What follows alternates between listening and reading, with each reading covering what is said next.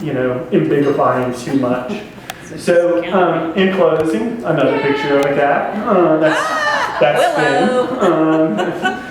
Finn. Finn's my little boy.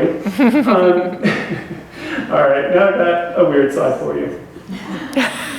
Aren't you a cute little naturalist? So I've spent my entire life, because I'm an entomologist, right? I study bugs. Like, there's nothing more sort of infantile than studying insects, right? It's like, you study butterflies? Do you carry, ladybugs in your pocket kind of thing? I can't tell you how many times over the course of my life I've sort of been like, not been taken serious at some level because I'm an entomologist. Oh, you're a Peter Pan. You just explored. I'm not sad for me. You're a Peter Pan. You just always got to live as a child kind of thing. And I do have a childlike wonder about life. Really? Yeah. Well, exactly. And this is the point that I want to make, is that I smile and I have fun, and I'd like to not be depressed, about the world.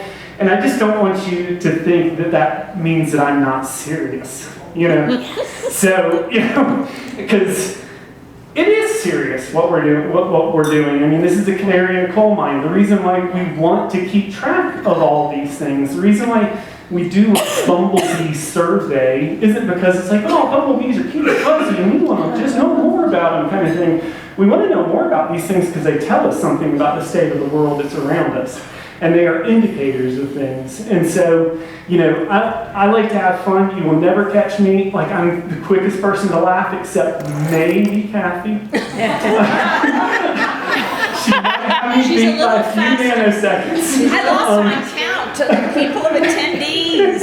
Maybe slightly more perfectionist. But I'm really serious about what we're doing here, and I think that the Trust and the Preserve really does have a strong potential to really make an impact on the region. And so, don't let my smiling face fool you. Like, I take my job really seriously. So with that, I want your input, and I will send this out in an email. But if you do have your phone, you want to scan a QR code, we have a survey that is available for people to be able to give input, sort of on some prioritizations, internal focus versus external focus, research, land stewardship, education. It's only 6 questions, don't worry. Okay? We're keeping it nice and light and easy sort of thing. And it's really just to start getting some first impressions and understand how folks are thinking about what the Trust does. And we are going to be, and Joel will talk more about this in the future, and you'll be getting communications and various emails, but we really want your feedback and input on what's next for the Trust. If you guys were here for the party, the Trust party, I talked about standing on the shoulders of giants and what that means. And it means like being able to look, over and look at the future and sort of pick the trajectory of where you want that future to go.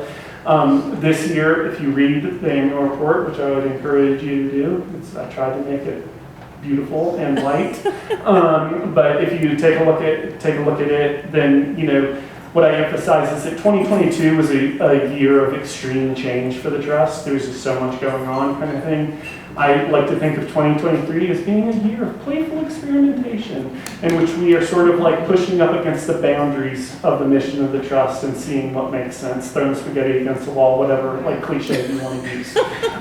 So with that, thank you all very much for all you do for the Trust and for the Preserve and for the local community.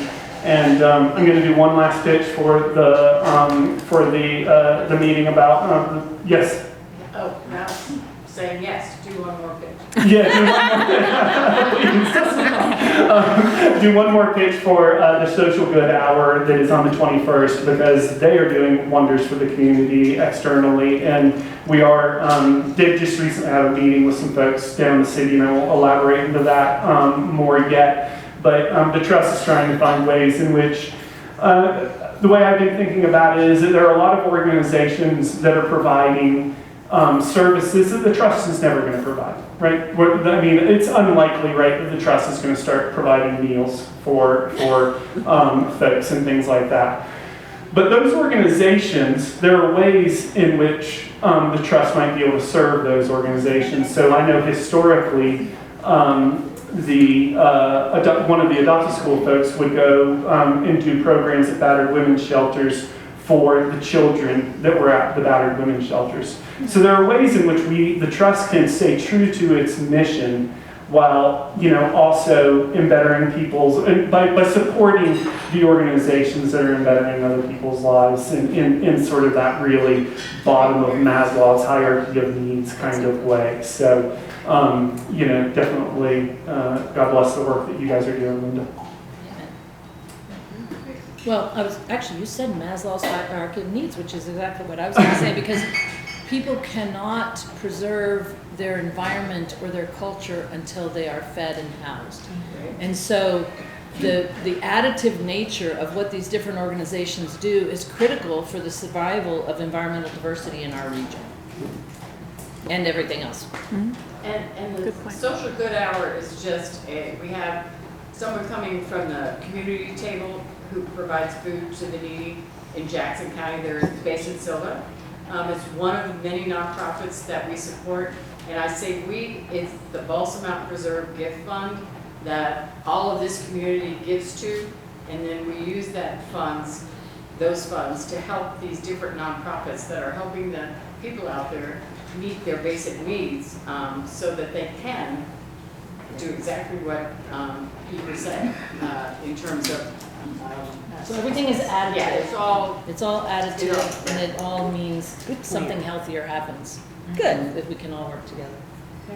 So I'll make one last pitch for Beverly's and the party auction ideas. If you got some sweet auction ideas or that you'd like to share, make sure you fill that out. If you don't receive our e-newsletter, there's a sign-up sheet over here on the coffee table to make sure that you can give us your email address. So make sure that you fill that out. And then this Saturday, if you don't have anything else to do, and I know a lot of you guys are going up to that Balsam on Broadway thing, but if you don't have to do that, come on down to Innovation Station for some trivia. It's going to be botany themed. It's going to be flowers and trees. We'll be nerding it out. All right. Thank you all very much. Pleasure to be with you.